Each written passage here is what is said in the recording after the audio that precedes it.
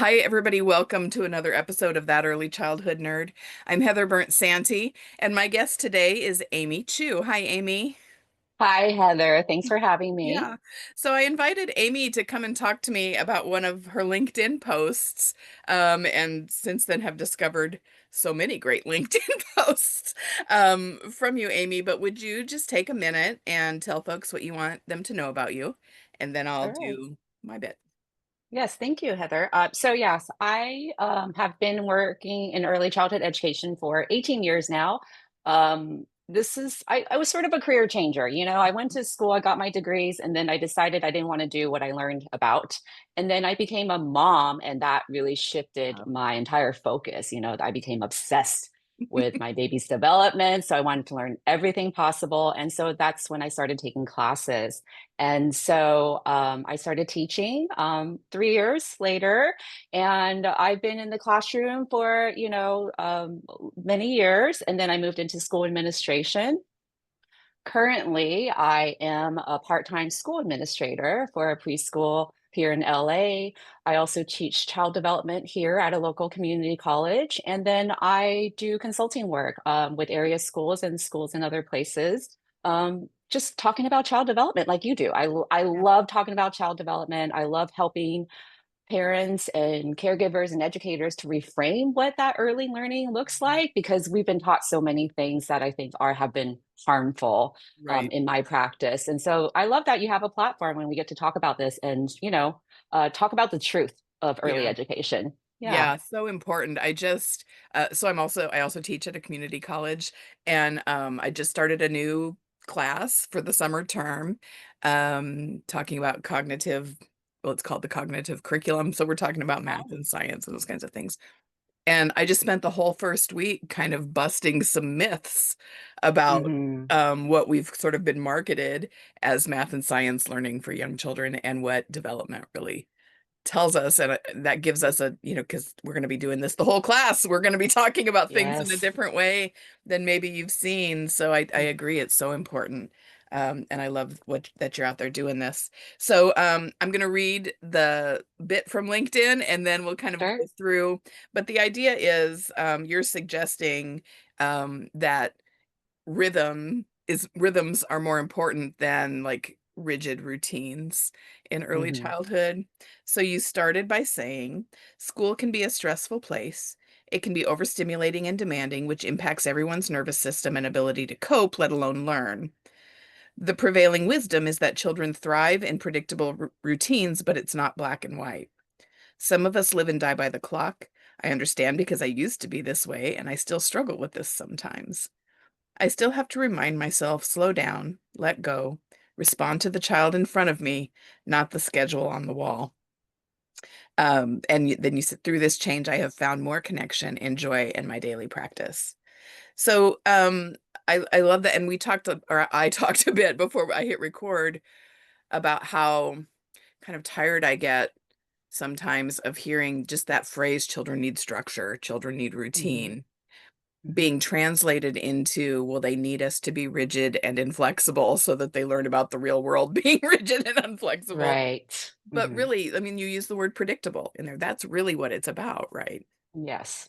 So, yes, I mean, routines, right? We've been taught over and over that routines help children, and they do because we want to give them a predictable day. But within that predictability, there has to be flexibility because in a classroom, so many things happen that are unplanned. And so if we just follow the schedule to the letter, we're going to struggle and the children will struggle. And then it's this vicious cycle, right? And Yeah. so I really do think that, yes, we want to provide a routine, but within it, we have to remember that we're still humans navigating this together. We have relationships to nurture. And so when we only go by the paper on the wall, maybe out of inexperience or maybe out of pressure from others, Uh-huh. then we really do ourselves a disservice as educators. We won't be as effective in supporting our children when we are, put rules above them, basically. Yeah, I just did So I've been a fan of Lillian Katz for a long time, and I just did a webinar for early childhood investigations about her teacher development stages which theory. I listened to, by the Oh, way. I loved it. oh, good. Because Yes. whenever I do those, I feel like I'm just out of control, especially when I can't see other people's faces and react. Right, right. Um, I just feel like I'm, old man yells at cloud kind of. Oh, no, no, no. I found this so helpful. Well, Yeah, yeah, please tell you, me more. you said that for some teachers, or I think maybe what you just said reminded me of those teachers in survival stage who really maybe that structured, rigid schedule is sort of a comfort and a guide. Um, but that doesn't necessarily. So I guess I just want to acknowledge that it might feel safer for the teacher, and that kind of translates into them assuming that it's also safer for the child. Right. When in reality, I think it's so much more stressful to be that rigid. Yes, I understand. I remember being, teaching in my first years and having a guide, right, is really helpful Yeah. because I kept referring back to it. And of course, as we gain more experience, become more seasoned, I realize now, right, like we're supposed to learn the rules so we can break them like a pro. Isn't that sort of, I'm paraphrasing a quote Yes. here. Yeah. And so, right. So, after years of experience and realizing how real children are, then we can let go of some of these expectations because then they no longer serve us. So Hmm. I have empathy, I get it Yeah. because like when we're first starting out, there's so much to manage and it does feel like managing. And hopefully, we stay long enough to kind of work through those, everyday struggles because Yeah. I think it's so worthwhile when we can break free from these rules and regulations and decide for ourselves what works best Yeah. within our classroom, within our age group, within the class that we have this year. Yeah.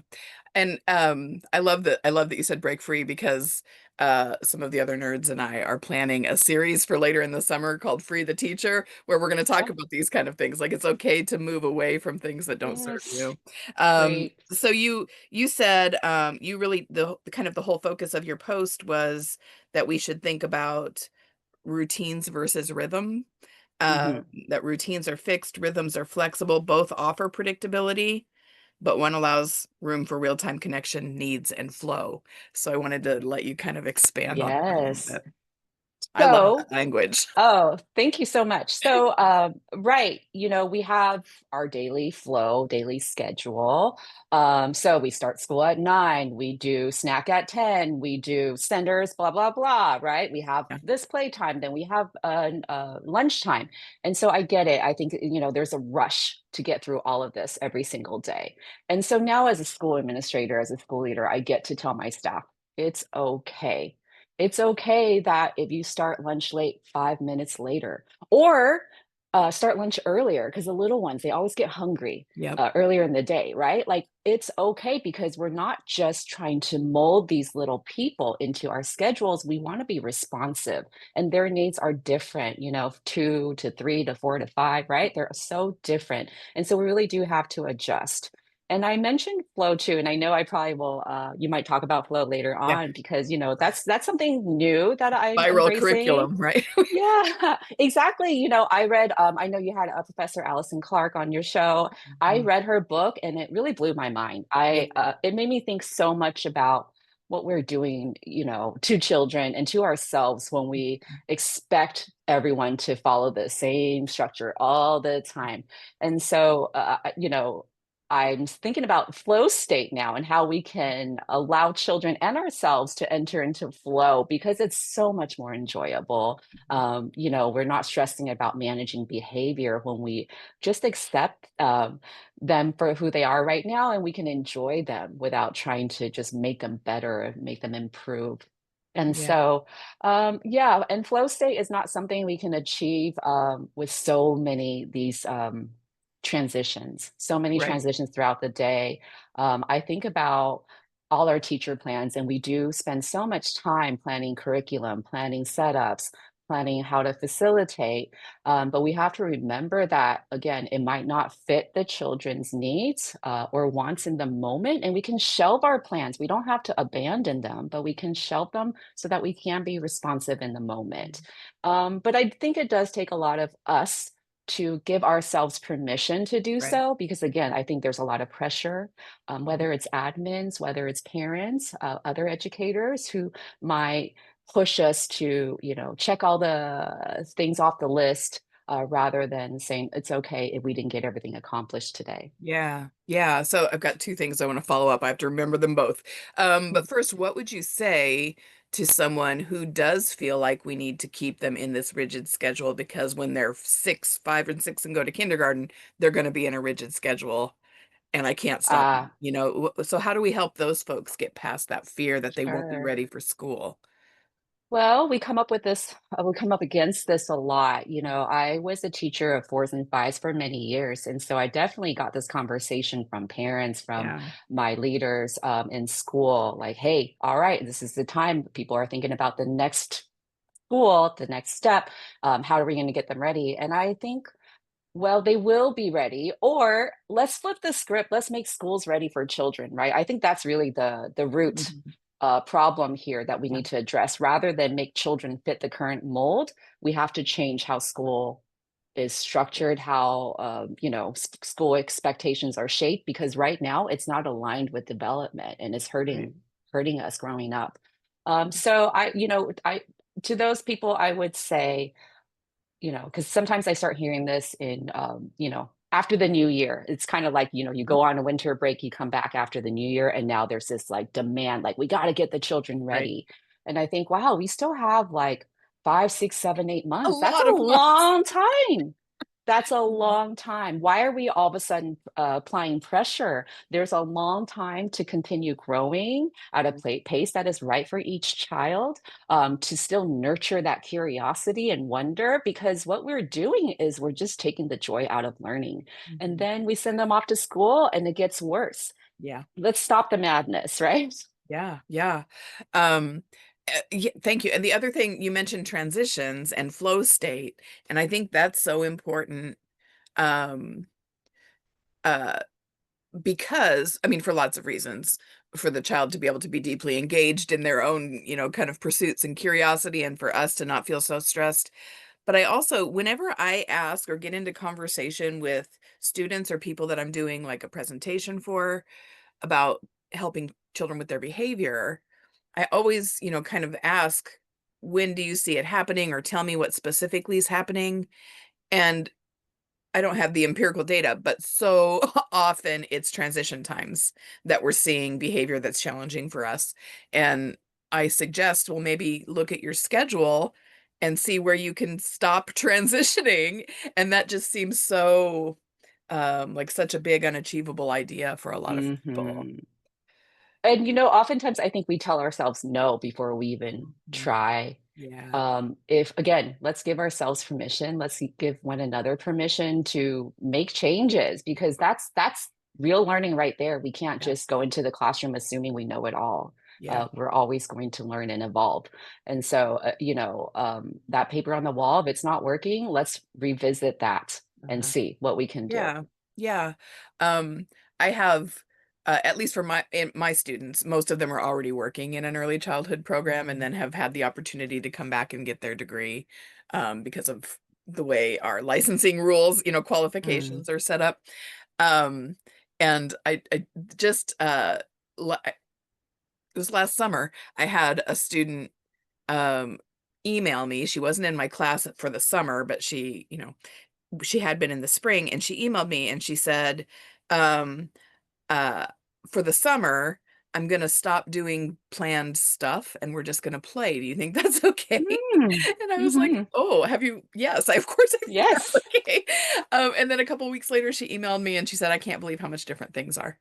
I can't believe how much Oh, easier my days are." Just yeah. letting kind of things flow, and she still was setting up, her rich environment, but she Yes. said, "I don't live by the calendar, and we all feel so much better, and I just gotta Oh, hide at my desk." and I feel myself relax, right? Hearing these Yes, words, yeah, like we can all benefit from this. Humans, we have this weird tendency to treat things in black and white terms, yeah, right? I'm not saying change everything. I'm saying find small ways to make the day a little bit mhm, smoother, to flow better, to have more yeah, extended time exploring. It's yeah, not all or nothing. yeah. I think too with daily schedules that are so tightly, um, I'll say choreographed just because I can't think of a good, better word, but Hmm. so tightly kind of arranged and Hmm. rigidly adhered to are usually like 15-20 minute Oh, increments, right? yeah, that's And crazy. we do it in the name of school readiness most often. That's Hmm. the excuse. Hmm. But we're actually like interrupting them so often that they never get to develop focus. And Right. that's not school ready. Like they're going to have some focus when they go to Yes. school. So Yeah. sometimes we're counterproductive if we don't kind of get curious about what what we're really Hmm. doing and what the impact really Hmm. is. I Um, agree. yeah, Yes, definitely. I feel like, we create a lot of these problems, and then when the children misbehave or they don't follow along, we blame yeah, them, right? yeah, yes, So, yeah. Um, or we feel like we're bad teachers because we haven't made it through the day with everything mm, controlled and everything going smoothly. And so we blame the uh, children for behavior, but then we right. also feel like we were unsuccessful when I really get it. it's maybe a system Yeah. thing we need I to. mean, it's a system and it's also child development. I don't know Yes. that I've gone through any school day with no hiccups, And because things just come up. Things come up, and yeah, children have different needs at different times. yeah, And maybe they didn't have a good night's sleep. Maybe they had a fight with a friend. We don't know. And so we really, another thing I practice is not to take behaviors personally, because yeah. then again, right, then we go back to saying, oh, I'm a bad parent, I'm a bad teacher. Whereas where, we have this narrative now, let's get curious instead. Uh-huh. Let's get curious about these behaviors and these things we see. Let's get curious too about our own feelings, right? When we Right. are feeling judged, when we feel like we're not enough, let's get curious Mhm. about that instead of, wallowing, because, there's work to do. I think, every day is different, and that's what makes it so fun for me. But again, I'm not a young teacher anymore, so I've gained some Right. perspective, right? Yeah. So yeah, I hope that for everyone. Yeah. So your next slide on this post said, "What rhythms allow slowness when children are deeply engaged, rest when bodies need it, conversation when a child needs to be heard, and flexibility for real connection." Yeah. I mean, Hmm. you can talk about whatever one of those you want or all of Sure. them, but I think that connection piece and the rest when bodies need it really hit me, Yes. stood out to me. So something I see, I work in a preschool. We have 6, Right. 2 to 6 year olds, and the very young children, they can't get through the school day sometimes without just falling asleep. And Mhm. so, my goal is not to wake them up because they have to learn. It's Yeah. their body is telling us that Yeah. they need that time to recharge. It is a long school day. There are many more demands in school than at home, probably, Mhm. and so we have to honor that. Otherwise, we're just fighting a losing battle. We're trying to get all the children on the same schedule. That's never worked out for me. I don't Right. know about you. Yeah, I always think about like when I'm at a conference because I'm an extroverted introvert. So I want to Okay. be out having all the fun, but I want to be able to retreat when I know that I need to. And I think Hmm. about children living in groups all day, every day without that Yes. ability to kind of get away and rest when they need it. Yeah, that's got to be a priority. I don't know about you. If I don't get my regular sleep, I just cannot function as well as I could, right? Yeah. And so this is something that we have to remember about all humans, not just adults or children. All of us deserve rest. We Yeah. need rest, and I know that in our culture we often apologize for resting, for taking that time for ourselves, and so we should change that mindset too. Yeah. I read a great book a few years ago called Laziness Doesn't Exist that was kind of about our culture about rest and Hmm. doing nothing and that feeling of Hmm. being kind of I wasn't productive enough and I think we think Yeah. that way about children too sometimes. Oh, definitely. So I remember my own parenting, of course. I remember my parents were, traditional, and I come from an Asian household. We're largely very traditional growing up, Mhm. high focus on academics and grades and all of that. And so my parents would like never let me sleep in on weekends, and it was Yeah. really hard. And so now Yeah. I try to do that for my children. And then, sometimes I question myself, like, am I being too permissive Uh-huh. by allowing them to sleep in. I know that there's this pendulum that we have to balance, and we can't always just go to the extreme sides. But then again, I remind myself their bodies are showing they need rest, right? Right. If That's I that just wake them up, responsiveness. yes, I want them to contribute to others and be productive in life, but that's not the only thing that makes us worthwhile, Uh-huh. right? To be, Yeah. to always contribute and be productive. And so, yeah, I mentioned that because I struggle with it too, because these are such deep seated values that we carry within us, whether we carry it forward into our own parenting or teaching. I still, have that nagging voice in my head telling me, am I doing the right thing by allowing them more grace, allowing them more freedom, more choice? Hmm. Yeah, I've heard that voice. Hmm. Definitely. So what about y- what rhythms allowing flexibility for real connection with children? Yes. Um, So let's say, right, we're doing story time. So I hear about this a lot, like teachers trying to manage a group during story time, during circle time, and often having to stop because one child is in the back doing something, touching something she's not yeah. supposed to. And then we stop everybody so that we can address this one child. And I think, okay, well, already we're trying to manage the whole entire group, but now we're going to lose the whole group because we're so focused on what this one child isn't doing, what they're not supposed to be doing. And so, again, I think part of that flexibility comes with acceptance that children are going to be at different places in their development, that some are going to be interested in what I'm saying and some won't be. Mhm. Again, not to take those things personally, but to treat it like clues to what they're needing in the moment. I do believe in the innate goodness of children. I don't believe that children are trying to misbehave and get under our skin on purpose. I think that, with the age group that we work with, they're they might not be able to articulate what they need, but they show us, right? And Right. that's behavior. Yeah. Yeah. Um, That's something I read in Stacy Benja's book, Mm, that I now have like on a huge flip chart page in my classroom at the college. The brain tells the body what it needs, and then the child's actions tell us. And that mm, is such a quick way to like reframe for like yes, it's almost like a mantra. When the child's yes, body is doing something I don't understand or feels right. disruptive, I can just switch around to that. Yeah, that's very helpful. I think, again, trying not to take these behaviors personally and treating children like individuals. It's not easy, but I've learned that the first way doesn't work. The rigidity, Yeah. the over expectations at this age, and so why not try a more flexible approach and see what works for you? Yeah, yeah, why not try? That's a good mantra too.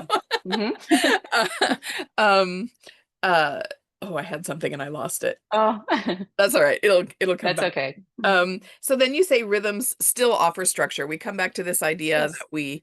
we do kind of know that children benefit from structure, Hmm. use that word, but it's one of those cases where we need to define our terms so that we all know we're talking about the same thing, kind of. Yeah. Yeah, and I think it's so important to have these conversations. If we're teaching in a program, that we have this conversation as a group, because I think people have different definitions of what Right. structure means and what that looks like. And so, a teacher on one hand might have a hard time not telling a child because I've seen this before, like a child is working in the building area building this beautiful structure, but it's really time for him to move on to another activity. And so, or the teacher might think, oh, he's had a lot of time there, it's time for someone else to have a turn, Hmm. out of fairness, this perceived fairness that we hold. And so I think, like, wait, that's not reality. Not everybody has to be in the building area for the equal amounts of Yeah. time. Yeah. And this child is truly engaged. Why break him from that engagement just to move him to something else? Mhm. Maybe he can do that something else later if it's Yeah. something that's required, or maybe let him build. He's Yeah. working on something that we may not even realize is really important. He's connecting the dots in his head we don't know. And so we should slow down before we jump to those decisions based on time, right? Like, oh, it's Yeah. time to move along. It's time to switch centers, or it's time to, nap. It's time to eat. It's time to play. I mean, there's so many points throughout the day where, going by the clock. And Mhm. I wish in the classroom we could just slow down a little bit, just be more, a Yeah. little bit more relaxed about things. Because when we're relaxed, then the children are more relaxed. That's right. The whole tone changes. I Yes. used to be one of those teachers who rotated through centers with equal Hmm. amounts of time, and my Hmm. rationale was always, well, the writing center is important because they Yes. need to, and the art center is important, and the dramatic, Hmm. all those things. Because I valued what I had kind of prepared in those areas, Hmm. but the block play example is so true because. Um, not that long ago, Hmm. 5 or 6 years ago, I was working in a preschool program where we stopped doing that rotation. Like we didn't do Hmm. it. And I had graduate students working in this space with us every day, and they were so confused. Why don't we need to force them to go to every area because they need literacy and Right. whatever the things were. It was usually mostly literacy and math and science. They wanted them in those centers. Hmm. So I just had to be really intentional about like uh, talking with those students and getting photos that I could, put on the board with captions about the ways that block play was supporting literacy and the ways that Yes. block play was supporting math. So, and if I'm concerned that they don't use writing tools, I'll bring some writing tools to the block area. Like, I think we can be Right. responsive in that way, Hmm. acknowledging the good intention of wanting children to have the things they need, but Hmm. also responding to what that child in front of us is telling us. Yes, absolutely. I think again, it goes back to that adults often misunderstand learning, especially in the Yeah. early years. And we think like, okay, well, we have to move from subject to subject to subject. Mhm. Whereas for early learning, it's so holistic. Children learn all about these concepts all at once through block play, right? But we Yeah. do need to teach others how to identify the learning that is happening so they don't think, oh, they're just playing. Right. Again, that's something that we all have to Sure. deal with. They're just playing. And so, yes, it takes a lot of work and a lot of, ongoing collaboration with our team and reflections and sharing of our struggles. Because, yeah, empathy is a very important ingredient. I never want my teachers to think that just because they feel frustrated, that they shouldn't, because we all feel frustrated sometimes. But, again, I think with time and experience, we tend to relax a little bit, and that shows in our work too. Yeah. So the last piece in the last slide in this post was why it Mhm. matters. Children aren't machines. Their needs shift. That one almost made me choke up a little bit as I read it out loud. Aw. Children aren't machines. Their needs shift. Their curiosity fluctuates. Their relationships evolve. Rhythms let us honor the human pace of learning and being. I love that. Yeah. Talk about that all you as long Mhm. as you want to, but I think Sure. anytime we bring humanity back into the conversation and use the word human, Yes. I think Yes. it's the Mhm. potential for big changes are there, is there. Yeah, thank you. Yeah, humanity is so important in our work. I mean, what are we? We are humans. This Yeah. is who we are. And, the work that we do is all about relationships. So again, that human element must come first. Again, I think, some of us go into teaching not knowing how real classrooms are. And so we come in with preconceived notions and then we're shook Yeah. when, things are challenged. And so I think, honoring the human pace means individualizing. We have to differentiate. And I think that is hard. That is the hardest part about teaching is like, I have a full class of children and you want me to treat them all differently. That Yes. sounds crazy, Yeah. right? But I'm not, but again, we're not helping all children at, all the same times or Mhm. in the same way. So a child who needs another minute or two to really get the socks on before they put shoes on, let's allow them that time, right? Mhm. Because that's the learning. For a 2-year-old trying 2 or 3-year-old trying to put on clothes for the first time, it's gonna take a long time. Yeah. But how are they gonna get faster? How are they gonna get more coordinated if we don't give them that practice? And so, I mean, we first have to think of early learning and not just as academics. I know you talk about this all the time. It's not just academics. We're Mhm. setting foundations Yeah. for children to feel capable, to believe in themselves, to work through some struggle, and to come out really resilient and feeling like they've gained confidence. For me, that's the key to early learning is to help them to gain confidence and competency because a confident child can do anything. Mhm. But a child who is always micromanaged, they're gonna have a lot of self doubt. you know. Right. And so I think it's really important to honor each child's pace, because when we do that, they feel seen, they feel validated, they know that it's okay to take the time that they need to learn something. Because for some children, I hear this a lot too from teachers who need to vent, is like, well, I've already shown her 10 times how to do this thing. Right? I've already shown them 10 times. And I say, well, some children need 10 repetitions, some need 50, some need 100 or more. I mean, I just don't know. But to put ourselves in their shoes, right? I was a child that I needed to take more time. I was the slow to warm up child. I needed to observe first, before getting into more hands-on work and explorations. I needed time to build relationships and to feel trust in an environment. And there are many of us like that. And Mhm. so we really do have to honor that everyone comes with different temperaments, different speeds, different preferences, and meet them there. Yeah, it's so interesting to me. Again, I want to be really clear that I'm not like assigning evil intent. You mentioned earlier that you believe in the innate goodness of children, that they're not just trying to get in our way or whatever. But I Hmm. think sometimes I need to shift my thinking to the adults and believe Mm, about that yes. too, that um, they're not waking up every morning thinking, how can I make things difficult for the children Right. today? Yes. But it's the slowness that invites or that creates space and time for us to think, okay, what's really happening here? Like I Hmm. think it's important for us to give ourselves the grace that we expect them to give to Hmm. children, and sometimes that means just slowing down. Sometimes that's yeah, today wasn't great, but tomorrow maybe will be. and, Yes. and Yes. not taking it. You've also mentioned a couple times not taking things personally, and Yeah. I think that's so important. That and then as we sort of realize how much slowness and getting out of the rush and getting into a rhythm benefits us, it's easy for us to see it for the children. Yes. Yeah. I think so. I think you're right. We have to first try it in our own lives, perhaps, to get comfortable with the idea before we, roll it out for a whole Yeah. class of children. But yes, giving ourselves grace too.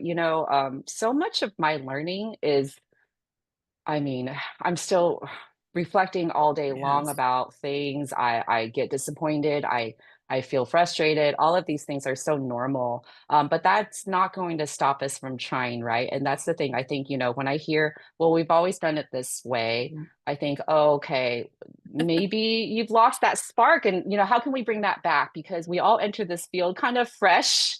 And Mhm. then over the years, kind of we can get worn down. But then maybe it's time to revisit what slowing down could mean for us first, Yeah. so that we can be more present for the children. Otherwise, we're just, again, going by the checklist, rushing, and not really, feeling that presence throughout the day. It's just go, go, go.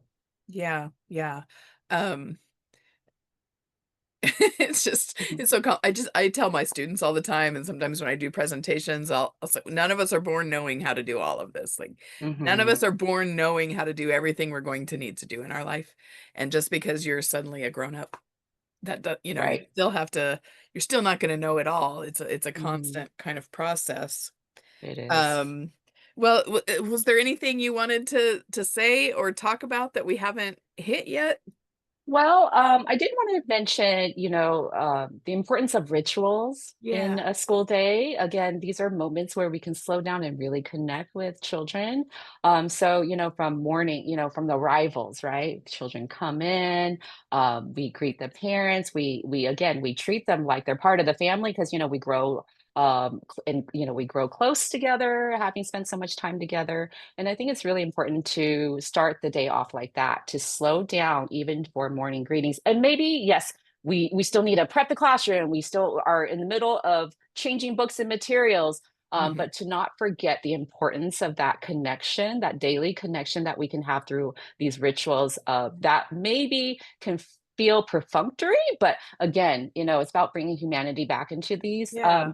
these practices. So, making sure we have a few minutes to chat, making sure that they're toileting, right? We're getting all the children to go to the bathroom before we transition to something else, that we also treat that as a sweet and special time to connect. Um, I know at my school, in the youngest classroom, they're coming in twos and not yet threes. And so it's their first group experience. And so they spend a lot of time in the bathroom in the Yeah. first weeks of school, just getting comfortable in the new Uh, environment. And there's no rush. The teachers will have a basket of books there so they can just read and hang out with no expectation that they have to use the potty, just to get them comfortable. And I think these rituals are really important for setting the tone that this is an inviting and safe space, and so that when they're ready, we can support yeah. them. Yeah, Mhm. and it's sort of whatever the rituals are through the day, it's a reset opportunity, right? If Yes. things were getting a little stressful, it's an Hmm. opportunity to Yeah, slow down. and It's a reminder it to slow let's down. right, and let's say the day has already gotten away from us. Okay, we've already Yeah. are behind. We didn't do all the things we wanted to do. It's okay, because I think sometimes I see teachers rushing more through these rituals so Yeah. that they can get the things done. One thing I can think of is meal times. I really love meal times, but often,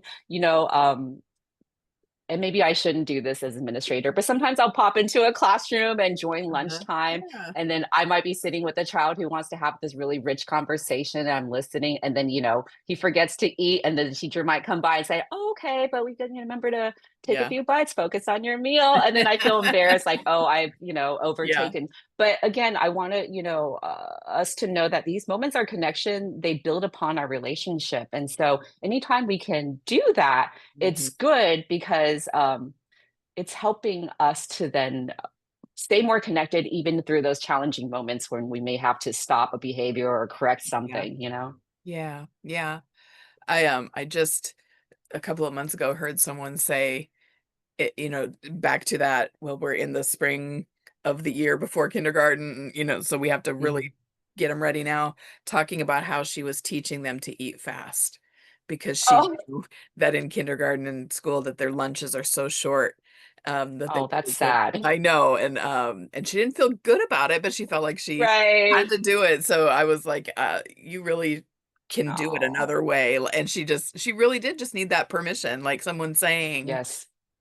I get what you're trying to do, and I know you are Hmm. caring about that child, but Yes, there's yes. still so And many that's lunch times between now and right. then. Totally. And that's exactly where parents are Yeah. coming from too. They want the Yes. best for their child.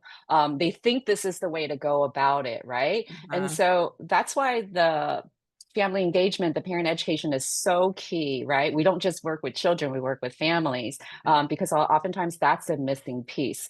If families understood our intentions and we take the time to explain, then right, we can be more in alignment, Yeah. and then we can also again give them permission that it's okay to not rush through this because let's take the longer view, right? It's not just about getting children prepared for kindergarten 1 year of their life. It's Mhm. really about a lifetime of Yeah. joyful connected learning, right? Self-directed learning, because that goes away when we're, oftentimes when children enter the traditional school system, they Mhm. no longer become self-directed, and that is so heartbreaking. Yeah. Yeah. Yeah. Well, this was a wonderful conversation. Ah, yes, thank Um, you. It was. so yeah, I'm gonna encourage folks to find your work because it's powerful but accessible. I just really, am enjoying finding all your pieces, and I've got your website, Yes. theworkofplay.com, right? That's right. Yeah. Yeah, you can find me there. You can find me on LinkedIn. I'm finally getting around to Instagram. There will be a at the work of play on Instagram. You can find me there too because I appreciate you mentioning my resources. My goal, and I started making these actually, Heather, because I started teaching college and I realized my students, Gen Z, Mhm. most of them, are wanting more graphics and more, like just kind of bite-sized education. And so I started doing that, found that it really resonated. And so I Uh-huh. really want more folks to access them because it's helping to change the conversation. Uh-huh. So Great. thank you. Yeah, well, I appreciate it. Thanks for being here, and, My thanks pleasure. to everyone who's listening, and I hope you'll come back again next week for another episode.